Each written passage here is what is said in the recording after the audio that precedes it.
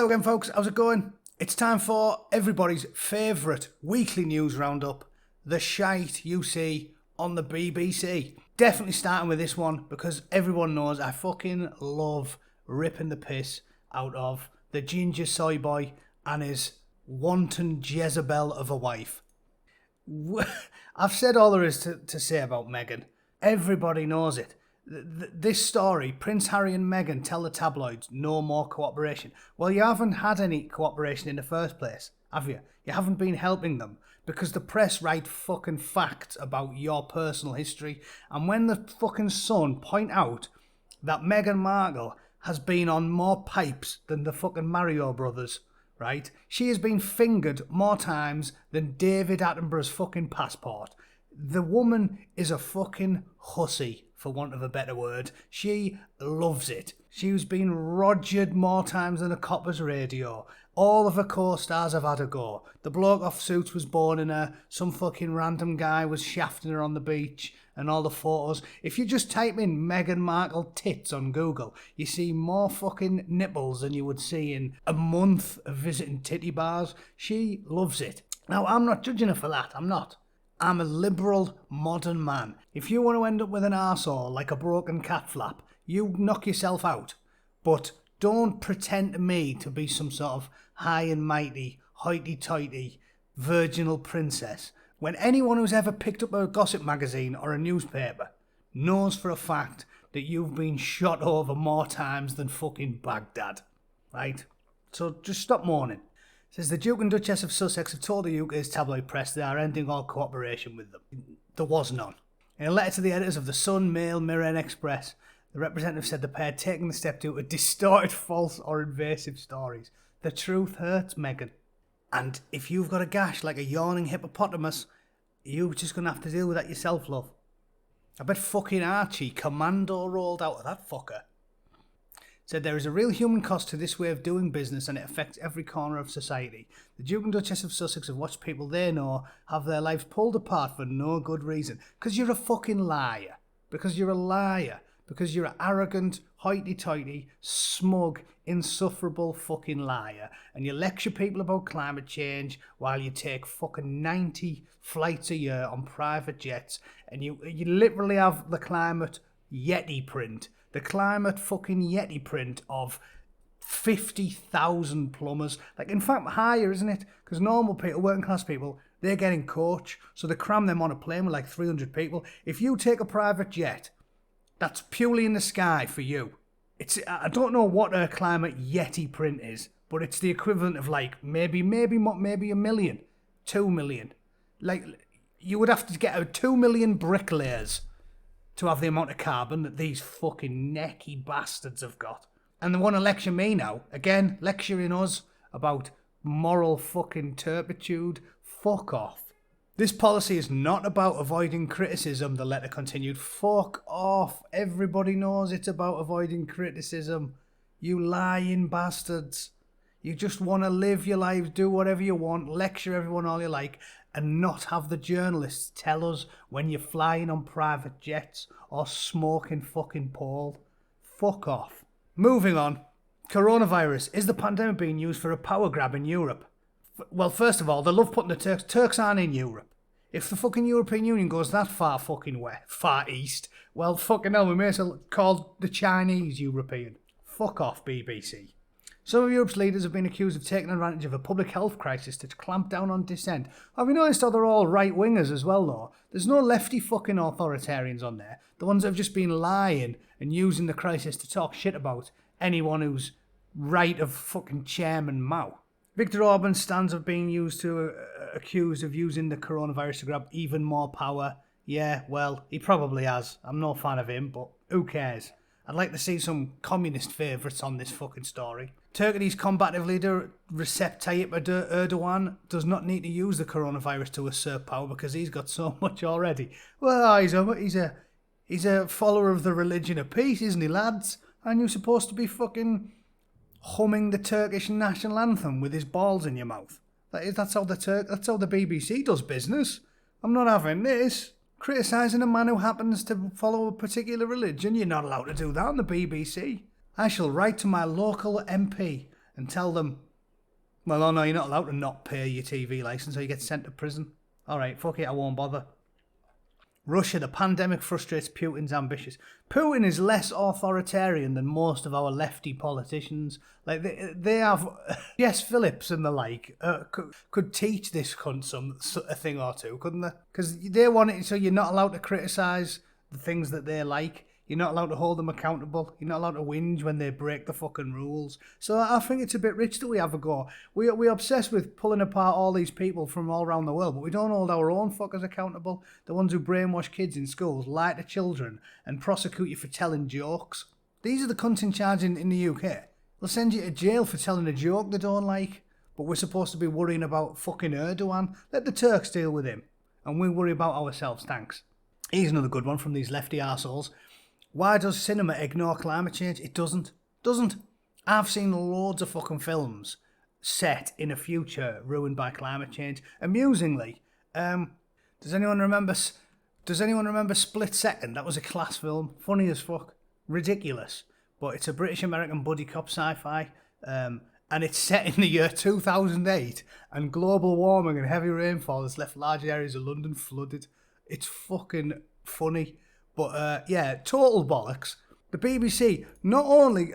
we know the left just lie constantly and teach alternate history like the BBC. I've already done numerous videos where you've got like Braveheart and half of the Celtic tribesmen are black.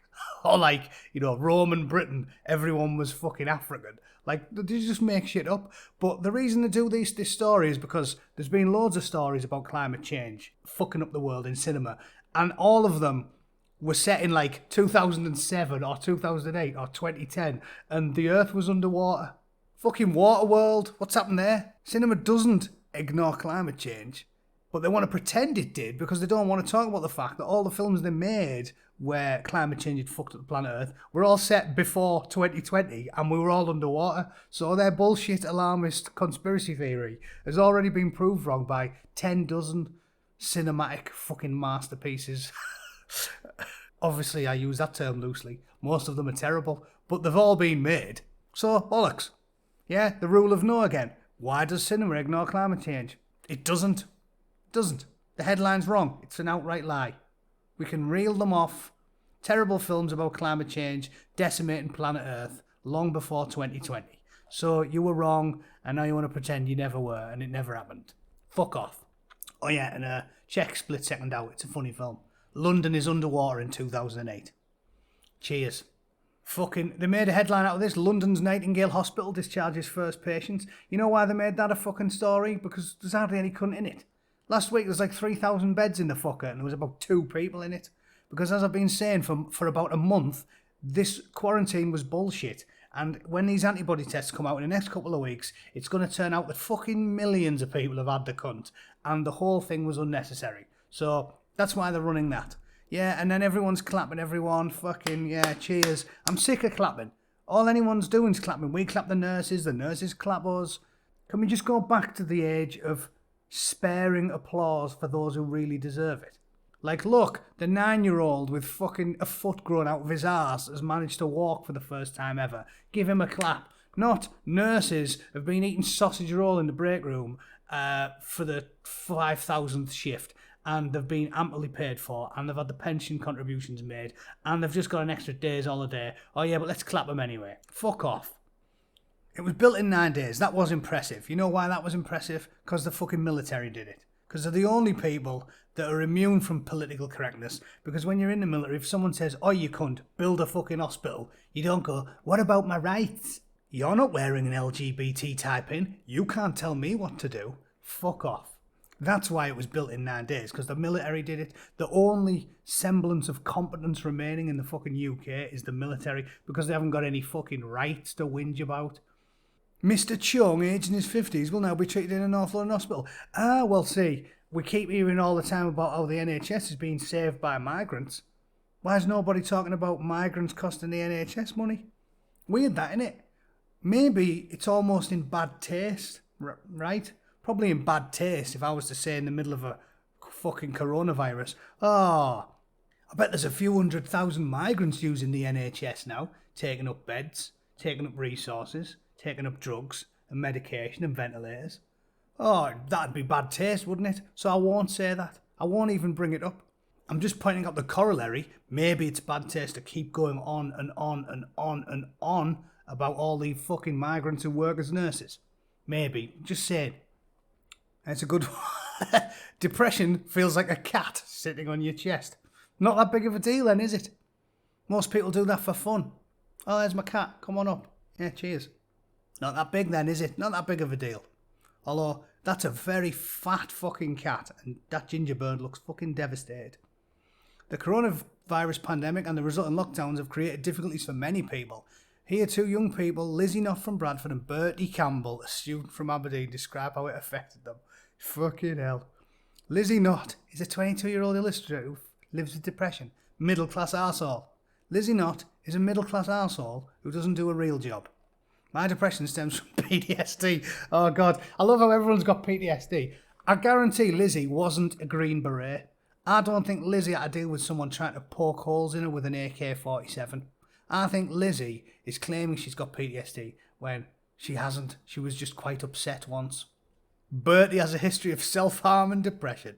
Fucking hell. Look, listen. There's no need for me to read this, is there? The fact is, the whole world's fucked, and these cunts want attention. These middle-class arseholes want attention because there's nothing wrong with them. Boo-hoo, my cat is sat on my chest. Yes, BBC, write a fucking headline about me. Are you shitting me? Half the world's fucked. Some blokes just shot every cunt dead in Canada. There's still war and pestilence and turmoil raging everywhere, and they want me to read about two middle-class arseholes and their cats. Fuck off.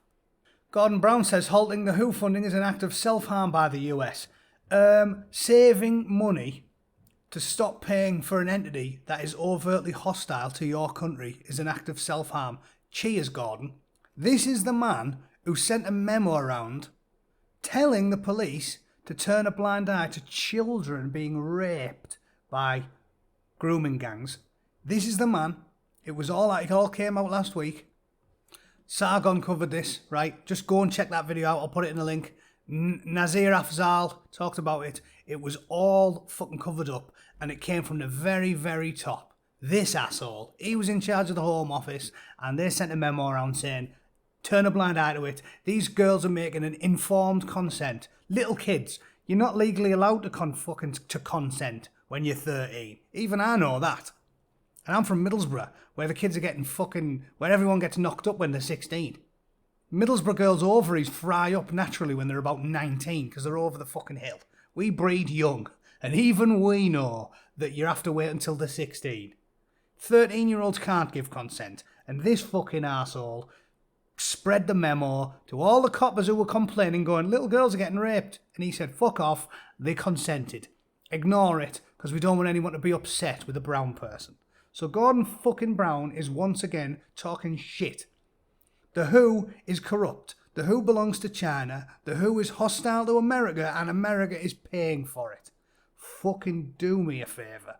Gordon, you cycloptic Scottish twat. One-eyed, crusty, fucking communist. Fuck off. He should be dragged into the streets and... Well, no, I'm not allowed to advocate violence. He should be given a very, very stern talking to with shoes. So yeah, the WHO is pro-China. It's like American universities. We shouldn't be funding them. We pay for our own destruction. We use taxpayers' money to advocate our own collapse. It shouldn't happen. We shouldn't be paying Evergreen University with our own money to brainwash kids to despise America, and we shouldn't be paying the WHO fucking millions of dollars to be cheerleaders for the Chinese and talk shit about America. Fuck the WHO, and fuck you, Gordon. Look at this one. From he to she and back to he again. Brian and Daniel are detransitioners. Born male, they spent more than a decade as trans women before deciding to go back. So they mutilated the body, took a load of drugs that fucked them up, led to all kind of health effects. We don't even know the long-term damage. And they went back to exactly where they fucking started, except less healthy and less happy and more emotionally fucked up. Great idea. Weird how nobody talks about this when we're fucking advocating transitioning 9-year-olds, isn't it? Nobody talks about the possible negative effects. These people are fucking lunatics. Again, common sense for a normal working class bloke. When you're thinking of doing a thing, doesn't matter what the thing is, anything, make sure you think what could be good about it, yeah, and what could be bad about it. Not that hard, is it? Not complicated. You think what could be good, oh, it could be good, yeah. And you think what could be bad, oh, it could definitely be bad, and then you make your mind up. But we only get one side of the fucking argument these days, don't we? Think about it. Before you start passing legislation so 7-year-olds can get their tits cut off, think to yourself, could there be extremely negative effects to this? Should we do it? The fucking detransitioners. Point fucking proven. And last one I'll finish on. US oil prices drop to a 21-year low as demand dries up. So all these fucking Scottish communists and the Marxists and the S&P, they keep going on about, oh, we've got loads of fucking money. Venezuela's got loads of oil. And they're eating the fucking family pets whilst sobbing. Now is the time, SNP. Do it. Fuck off. We'll man Hadrian's Wall with tanks, and you lads can fucking starve to death and eat grass in the shadows of Hadrian's Wall. I'm sure the Geordies will love to fucking man it. Just have big long broom shanks with boxing gloves on and just poke you in the fucking head if you try to climb over it and get into England. Because England votes Conservative and Scotland votes Communist. Which of those two countries do you think is going to end up insolvent and starving to death? Price of US oil has fallen to a level not seen since 1999. It's gone from fucking nearly $150 a barrel in 2008 to fucking $20, $18 or something it is. $14.74 a barrel on Monday. Come along, Scotland. Yeah, you've got some of the fattest, drunkest chavs in the fucking UK. And you've got communists in charge. Please vote for independence. Do it now. Prove me right. And I will gloat smugly when Ethiopians are pointing at Glaswegians and saying, fucking hell, I'm glad I don't live there. Fucking poor cunts. Starving in Glasgow. And that's this week's BBC. Gender bollocks, left-wing bollocks, criticising Trump for nothing, and crying about fucking middle-class arseholes with cats, depression, and the usual shit. It's great, isn't it, the BBC? Even during a pandemic, you can always find 4 or 5 stories about fucking gender fluidity or fucking LGBT, transgender, fucking polyamory, depression, cat on your chest, bollocks that nobody wants to fucking read. Fucking quality. Harry and Meghan. I love that. I love it. Meghan, she's got a clitoris like fucking Rocky Speedball. It's just a swollen, pulpy, leathery mass, heavily calloused from overuse. She needs to get the fuck out of my state-funded propaganda. I don't get forced to pay £200 a year to read about these two cunts. Yeah, brilliant. Right, I'll see you in next week's thrilling episode. I just hope during this trying time, we can just forget about war and misery and focus on depressed lesbians. Important things. Cheers.